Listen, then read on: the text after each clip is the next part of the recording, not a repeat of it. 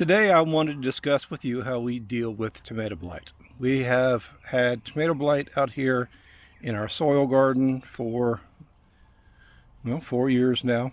This is something that we deal with every year. It's something that we can't avoid.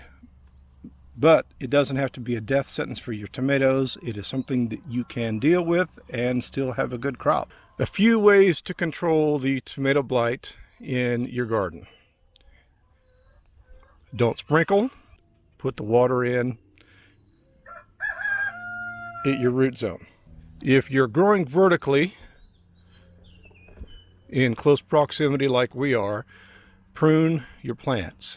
Anywhere where they touch, we're going to prune them so that they can't spread the blight from one plant to another. These guys are past due, they need to be pruned, and that's what I'm going to do today.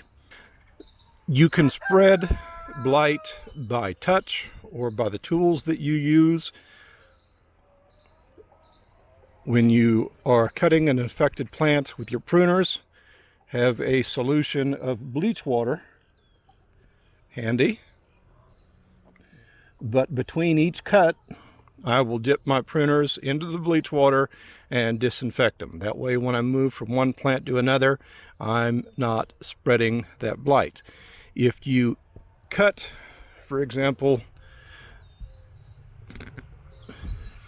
if you cut this leaf here, which needs to be pruned because they're touching, and I have blight on those blades, there's no tomato here yet, or no blight on this leaf yet, I can actually transmit it into that stem by cutting with dirty pruners.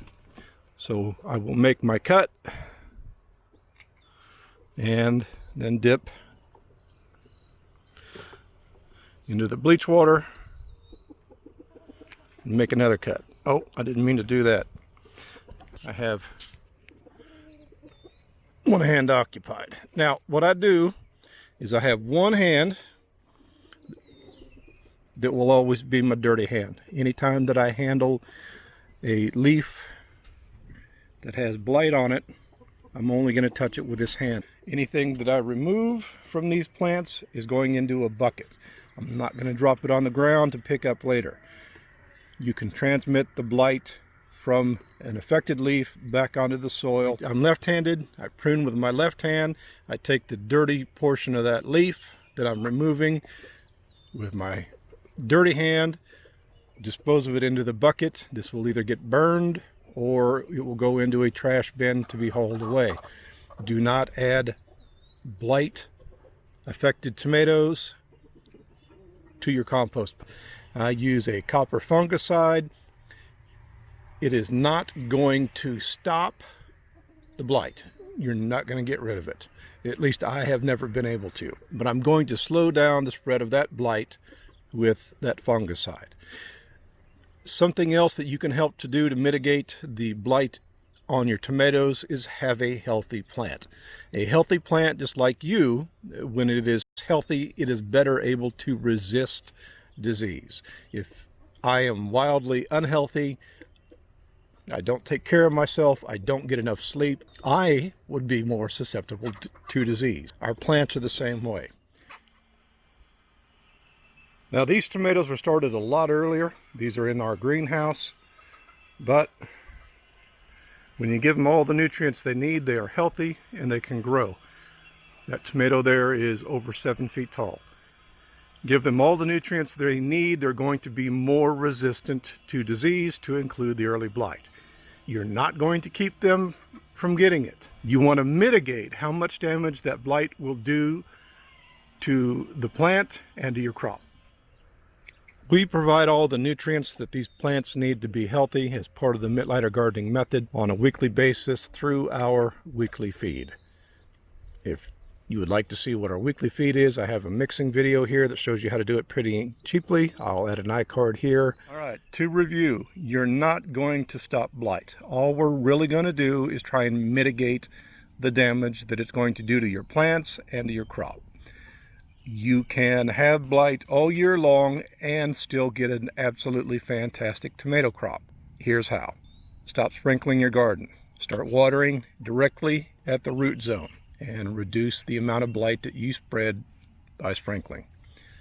If you're growing your crops in close proximity like we are here vertically, prune your plants. Do not let them touch. They can spread blight from one plant to another, from leaf to leaf. Keep them pruned, don't let them touch. Remove the affected portion of the plant. So the leaves here that have blight are coming out. Put them into a bucket. Don't put them on your soil. Take that bucket, dispose of it either by burning or putting it into a trash bin that will be hauled away. Don't put it in your compost. As you prune, after every cut, dip your pruners, your scissors, whatever you're going to use, into a bleach solution. When you are handling the plants, do not touch an unaffected part of the plant with a hand that has been touching blight. After you see blight, treat it weekly with a fungicide or whatever you're going to use. That will help mitigate and control the blight on your plant. One of the most important things, in my opinion, is a healthy plant. Your plant needs 16 nutrients. 3 of them it's able to get on its own from the air: hydrogen, carbon, and oxygen. The other 13 we need to provide. If you are only providing NPK, you're not giving the plant everything that it needs.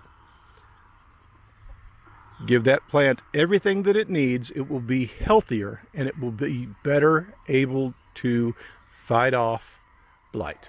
You're not going to keep blight out of your garden. You're not going to move your tomatoes to a different section and avoid the blight. The blight, it's something that we have to deal with. Mitigate the effects of the blight, control it as best as you're able, and you can still get a fantastic crop out of your garden year after year. If you use something besides the copper fungicide in your garden to deal with the blight and you have had success, I'd love to hear from you. Please drop a comment for us. We do have a playlist on how we deal with insects and disease in our garden, and I will put a link here at the end of this video. You also might be interested in seeing our video on our geothermal heat sink greenhouse. We have a 20 by 45 foot greenhouse that has a 95-ton rock sink underneath it. We'll put the link also here at the end of this video. Thanks for watching.